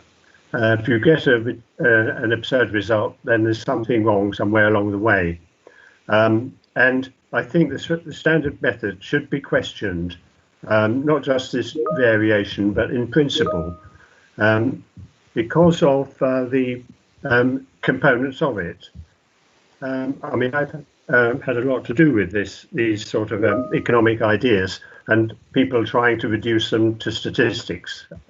It all gives an impression of objectivity, neutrality, moderation, but they are inaccurate. They do not. This ratio is not a definition of affordability. The shortcomings are particularly on the earnings side. The earnings are based on workplace, that is to say, where people have earned these incomes, which may well be out of the district in Chelmsford, Colchester or London. So it doesn't reflect the generally low level of earnings by people in the district working in the district. Secondly, the earnings figures they use are gross. So it gets skewed by the fact that you've got any higher earnings in it, which which would pay higher rate taxes. The next point is these leave all large numbers of people out of the equation because it's only dealing with people on company payrolls. So it leaves out self-employed, it leaves out people on benefits, it leaves out the NEETs, that is to say people not in employment, education or training, and not to mention, of course, all the other unemployed people, or people on very low casual earnings. So it does not recognise the low level of local earnings. The ratio doesn't represent affordability. It takes the median figures. Median sounds as though it's nice and compromised and so on, but the median house price, 350,000 perhaps, the median earnings of people in the district, well, you can place your own figures somewhere between 10 and 20 on average. And to take the median figures is totally pointless. What we're really concerned about with affordability is how do we provide accommodation for people in that bottom 10% of incomes? And this doesn't address it at all. Obviously, there are various little tweaks that the planners try and put in here and there for percentages of affordable housing, percentages of social housing and whatever, to try and rebalance it in terms of changing the structure of tenure. But to then add on this idea that it's a way of allocating another 300,000 houses a year is simply economically illiterate. There is a floor to the price level of housing, and that's way above what those bottom 10%, the people who are really trying to get into affordable housing, can manage. So I individually, and whether the committee agree with this, I think we have to go back to whichever the ministry is and question the relevance of this standard method in trying to address the question of affordability. Mr. Lee? Thank you, Chairman. Quite a long question there. As I said, we've got to acknowledge that the consultation is only in relation to adjustments to the existing standard methodology. And most of the points you've raised, to be honest, I don't disagree with a lot of them, but they aren't up for negotiation or not up for discussion at this time. And we're not being asked to comment on those.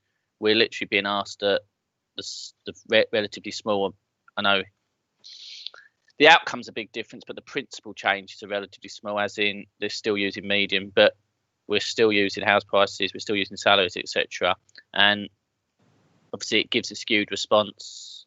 Well, that you may agree that, you might not, I have my own opinion. But that's not my place to discuss that here. But obviously it gives a response that it does. And that, though, is separate because we're not being asked to comment on the idea of that or the fact that that exists. And But, you know, I think in relation to you say about affordable housing and meeting the people in need, personally, and I think officers, when you read our consultation response, we're more worried about the delivery of the first homes, on the impact on that in relation to actually meeting housing need for the bottom 10% or bottom 20% of earners in the district. That would be I have a graver concern about that than I do about the changes in this, anything else within the consultation for that impact. Thank you, Chairman. Yes. Can this be divided into two aspects? Then you've mentioned that the capriciousness, the Mr. variability. Chairman, yes. Mr. Chairman, could I interject? I have been waiting some while to actually speak. Would it be possible to actually ask a couple of questions, particularly on the housing needs and in relation to affordable homes, in particular? In the southeast, I think Councillor Bamford actually, and I think Councillor Channer did as well, highlighted that there was going to be an issue with a lack of affordable homes, and then the first homes provision, which ultimately looks at a 30% discount, which is of no consequence when you live down in the southeast of England. And I think possibly this needs to be highlighted, Mr. Lee, if possible, in some of our responses. The second part of that is that there will be no SIL attached to these affordable homes. So we have no way of actually raising any funding for any sort of infrastructure whatsoever. So that is a real concern to me, Mr. Chairman, and I really wanted to get this across. I think the situation with COVID-19 has exacerbated our problems, but we should not be using that as an excuse to push through processes and underlying numbers. We should not be using that as an excuse to do this. How can we go from 308 to a minimum of 434 homes? I mean, we struggle with 308. You want to tell our parishioners that that's how many we're going to have to build, let alone the 623 a year? I'm not very happy with this at all. And I just feel that this stamps all over the work that has previously been done under the LDP, and it's basically overriding it. So what was the point? What was the point of the LDP? What was the point? Mr. Lee. Mr. Lee, I suppose it comes down to how you can express more forcefully in simply answering these questions the fact that it will have a significant impact on our ability to provide, affordable homes, even under this sort of definition. You did mention variability. Is that one way of answering this, to say that the application of the standard method is so variable that it's unreliable, and a reason why we must doubt the increase of 102% that was mentioned? Well, I think the changes, I think the government, what they're proposing, would argue that it's not as variable. They've clearly made authorities like us victims, for want of a better phrase, of a cultural approach that house prices are dear in our district compared to the salaries, and therefore you need to build a lot more houses to push the price down. That's their conscious decision. It's not that it's an obtuse variable, or that it's it's rolling dice. The changes they've made were clearly, if you just read them off to me without even looking at numbers, I would know instantly that our figure was going to go through the roof. Without even having to look at anything. This is a conscious decision by the changes to impact, obviously not on us specifically, but on authorities like ours, where we have high house prices compared to salaries. But also the other issue is that obviously when you set the questions, you get to choose your answers to a certain extent, and some of the points that are being raised here we're not even being asked about. Such as the fact that I've got concerns about the fact that they're talking about making a set percentage of affordable housing, what would have been affordable housing, in the traditional sense, which would have predominantly probably gone through our allocations, possibly met the housing needs of the district, of the people in the most need. And this now goes to 25% in relation to first homes. There's no actual question about, do you think that's an appropriate approach? There is none on that. That is not for, they're not asking us our opinion on that, probably because they know that everyone will say no. but they're you can, under the appropriate answer, say something more about the implications, can't you? Yeah, we have. I think we've raised some points around that, but the issue is if we're raising points that aren't related to the question, it's like when you go to an interview. If you aren't, I'll always ask you have to answer the question you've been asked, not the one you wish you'd been asked. And I think raising points that aren't relevant to the questions we've been asked to consult on becomes an irrelevance. They'll just be parked. They won't add any value. But I think officers have tried to do that where we think we can in a broad remit, but there is only limited scope for that, I think, personally. Thank you, Chairman. I don't know whether there's any point in the council doing a sort of covering letter to its response to the consultation, but do you think that this should be, or do members think this should be carried forward on a different level to highlight this impact of doubling the housing requirement? Chairman, like Councillor Mayes, I've been waiting to ask a question, make a few points, if I may. And I don't know if it will assist that. May I ask, or do you want that dealt with first? I've got a number of names. You could go ahead then. I'll come back to my other list afterwards then. Oh, right. Okay. I thought I was after Councillor Mayes. Sorry, that's what I've got from Tara. Sorry. I think I the two yes, hands. You were, Councillor Turner. You were after Yeah, me. thank you. I'll try and nub this down a bit. And Mr. Lee's just touched on it a bit, and indeed other members have. What concerns me is, well, definitely the way this formula now and the numbers of houses that has been produced. We can't deliver it. I'm sorry. I think I'm going to have to be as blank and blunt as that. We can't deliver it. Having worked on the LDP for numerous years, it's quite disheartening, actually, having applied 10 years plus it must be dedication to that, along with officers and other members, of course, not myself alone. I'm talking about teamwork now. It's quite disheartening. I think what also concerns me is, this is going to have effect. I'm not against first homes for young people. Don't get me wrong. I'm not. However, it is going to affect quite largely, I can see, in my opinion, us, what we ask for at the moment within our policies for affordable homes for the vulnerable and the elderly. Now, we have an ageing population. We know that it's shown we are in the top 2 of the demographics indicator, showing we are going to have the greatest number of elderly population. This is going to cause distortion if we're not careful. We won't necessarily have the young people that can still afford the houses, but equally we'll find ourselves with an elderly population, the affordable housing for those persons and vulnerable, e.g. Shared rent or whatever. And we're going to also find other avenues where we're in a position where we're talking really about market homes here to a degree, to a higher degree, I feel, in what the government are proposing here. And also the exception sites concerns me. Exception sites was always a case of, for affordable homes or whatever, a scheme that parishes would sign up to.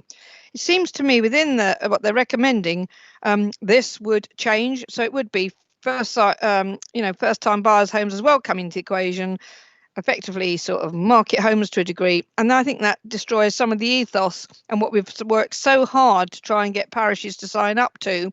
I think this is going to lose a lot of confidence within our communities. So there's an awful lot, Chairman, that does concern me. And I think we do. I tend to agree with you, Chairman. I know Mr. Lee's answered it. If we make points that the question's not about, they'll disregard it. I think there's a way we can do that. And I actually think we've got to strengthen some of our responses, make it quite clear, what this will really mean for Malden District, what it will mean for our elderly population, our vulnerable population, what it means for our young people as well, or the first-time buyers market. This, I think, is very serious. And the bottom line is, to me, we can't deliver what they want to seek. And I actually did read somewhere, this won't just be aligned to applications we haven't got yet. I've read somewhere that it is also about applications might be in the system already, and providing there hasn't been too much discussion or agreement, they would start applying this to those applications, and that causes me great concern, Chairman, as well. So I think I've covered all the points. If I'll come up with something I forgot, I'll come back. But I think, with all due respect to the government, this is going to cause a lot of problems, most certainly for a district like ours. And it's a great pity and great. I think there's a question how we take those general problems, general issues forward. But Mr. Lee, do you have any particular points to make on that? Thank you, Chairman. To be honest, I don't disagree with pretty much most of what Councillor Chan has said. I do have grave concerns with our ability as an authority to deliver these figures, and it is disheartening for officers. I can guarantee, where we've worked hard on we've worked hard on local plans, we've worked hard on adversarial applications, defending appeals, etc. And all of a sudden we're being told that actually all that work potentially was a waste of time, for want of a better phrase. I think there may be a potential or a different approach to maybe responding to these questions, which are very generic, that maybe the authority may want to do from Mr. Dodson, maybe in his name, or the leader maybe, in relation to the impact specifically on Malden. But I think that slightly sits aside answering these questions, which are intentionally very generic, and I'm not convinced that adding a particularly strong personal reference to those questions would add any value to the melting pot of considerations. But obviously that's up to members' decision. But I just Chairman, forward. Apart from response to the consultation, there is a question of how we go on from here. Well, Chairman, may I come back on that, please? Mr. Lee, just regarding the answers, I mean, is there any way we can beef them up? I think there is a way perhaps we could get some points underlined by saying when we answer it and then say, however, we feel we must really point this out. But I do think perhaps I'd like to propose as well, Chairman, in addition to this consultation going off, that we do actually, as a committee, ask that a letter go from the leader of the authority and the director, relevant director or directors on the same letter, whichever way might be best, and we send it in, but we also make sure we send copies to our local MPs. And I think we do need to we haven't had some meetings recently with our MPs. I think perhaps this is a time now when perhaps we definitely need one, Chairman. So I do make that proposal in addition to what we're doing in this consultation response, where we do get the leader to do the letter, however which way she feels better, with the director signing with her or separate ones or together. I think we need a robust piece of correspondence from our leader. Thank you, Chairman. Well, I propose that. That would be way forward. Can I ask? I'll second that. Totally agree with that. Thank you. Can I ask Councillor? I agree with that as well. Can I ask Councillor Bamford whether she thinks this should be done pronto, or await the full council meeting? Well, the response to this particular consultation, Chairman, is the 1st of October. So that's why it's come to this committee. There is another part to the white paper. There's a separate planning white paper as well, which will make matters even worse. So I think perhaps in consultation with the officers, I could decide when the best time to respond with a letter would be, either now or later, because the other white paper consultation, it has got to be in by the 31st of October. And I think Paul Dodson, our director, wants to come in on this, which I'll be grateful for his advice. Yes, I think there will be a separate report to committee on the Chairman. Yes. Perhaps I didn't make it clear. My proposal was purely to say that the leader and the relevant director do a letter. I didn't put the time frame on it. I felt obviously that is not my domain to do that. That would be, if that proposal was carried from this committee, for the leader and the relevant director to do that. What I was asking was for a letter, this committee perhaps to ask for a letter to go from the leader, a proposal from this committee, and if that's carried, then it would be for the leader, obviously, in the gift of the leader and the director to know what time. I wouldn't like to be saying this week, next week, or whatever. I think that's we have to give that discretion to the leader and the director. I would agree with that in principle. Then does Mr. Dodson want to say anything at this juncture? Yes, thank you, Chairman. Just further to the suggestion of Councillor Mrs. Channer and the leaders follow up on that, I think it'd be very appropriate for that letter to go for all of the reasons that members have flagged. You know, officers recognise how serious the implications of these proposals are for Malden District Council, and I think the emphasis can't be placed enough within the consultation response to highlight those. So I think a separate letter is a very good idea. I would further say that I think it needs to go prior to the 1st of October, which is the closing date for this consultation, to ensure that it's considered alongside the consultation responses.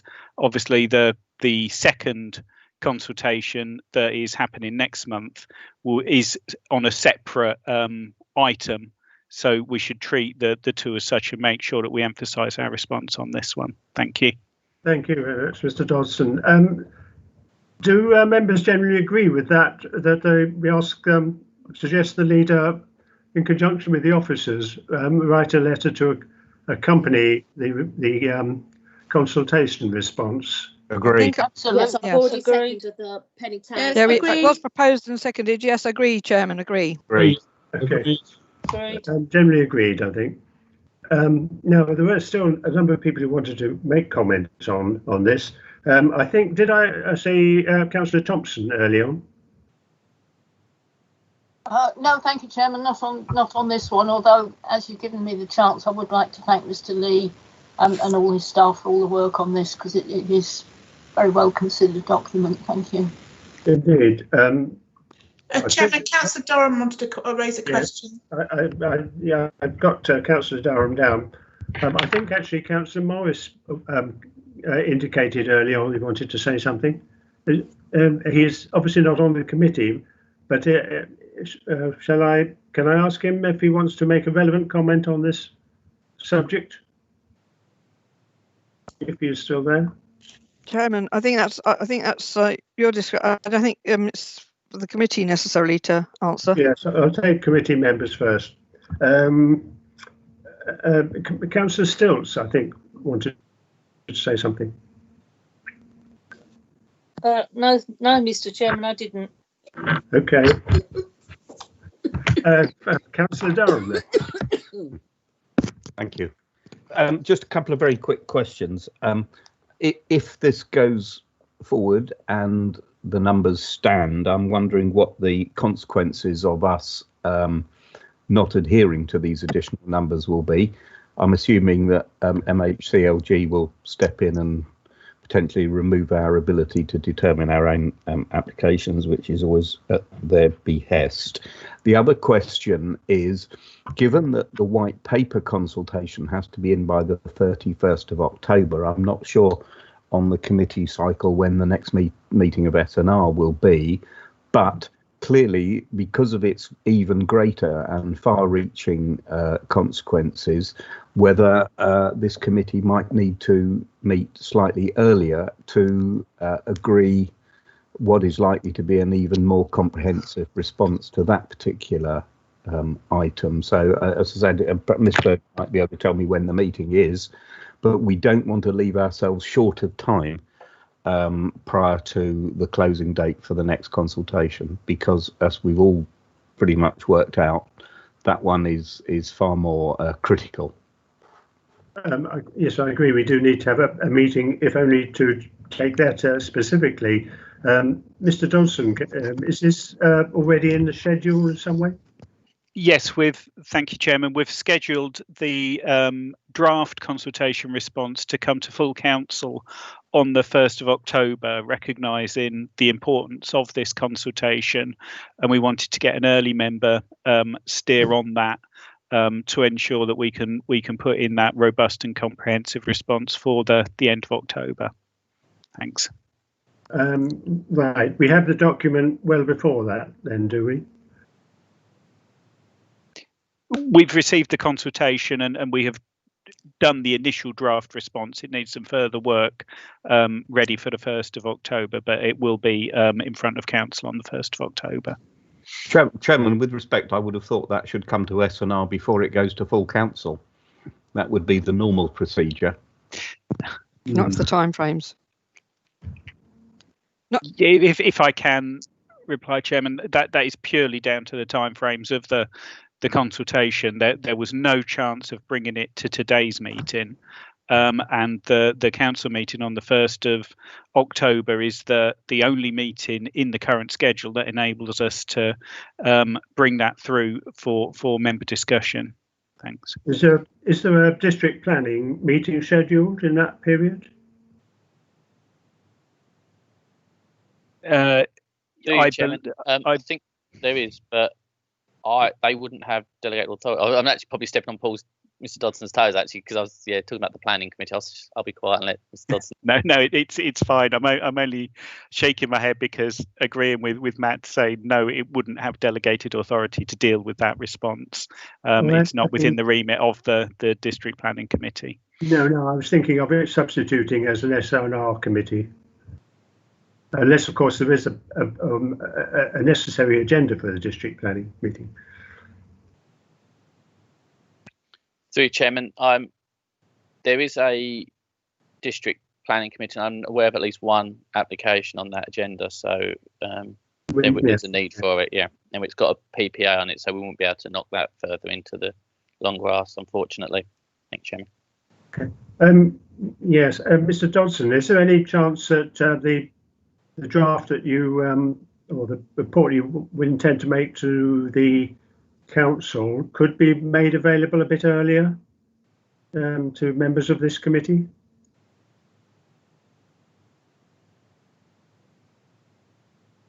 Chairman, if Mr. Dodson doesn't mind, as I'm involved in the process, obviously the agenda comes out a week in advance anyway. The 1st of October is only 14 days away. Officers haven't at the moment finalised the response. To be honest, we had 2 very long meetings on it yesterday. I think it would be very difficult for officers to be able to give us a substantive and solid response to members of this committee before the week preview required for a normal agenda. Okay. In fact, I mean, obviously there's a great advantage in having all members involved in discussing this. It's so important. Right. So it's generally agreed on that letter being sent then by the leader in conjunction with the directors. So, do you want me to come back on Councillor Dumm's question about the impact if we don't? Well, I guess that's related to the white paper, isn't it? It just means that if there was zoning, it would be open season on any zones, wouldn't it? Or I think in relation to Councillor Dunn's queries, but it's not a case of we won't be able to pick or choose whether we use them or not. They will just replace our figures. If we're not doing that, we have a impact on our 5-year land supply for a better terminology, and obviously members are quite aware that that's quite a difficult thing for us to maintain at the time anyway. So I'll leave it at that at the moment, just in case anybody's watching, but I would have grave concerns about the potential impact. Thank you, Chairman. Thank you. Now, I think there are quite a number of people who want to speak. But actually, they disappeared. I have hands for Mr. Dodson and Councillor Durham. Tara, do you have anybody else on chat who's asked to speak? No, Chairman, I don't. Okay, well then, I better take Mr. Dodson first. Sorry, my hand was still up from before. I've taken it down. Thank you. Well, back to Councillor Durham then.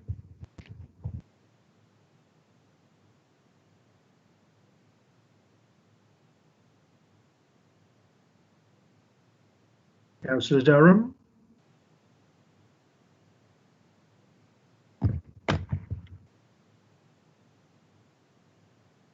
Chairman, I think like Mr. Dodson, I think his hand is still up from before. Oh, is Councillor Durham not with us now then? Yes, he is still with us, Chairman. Okay, so no more speakers on this then? No, Chairman, not that we've been advised of. Okay, fine. But I think we know where we're going with that.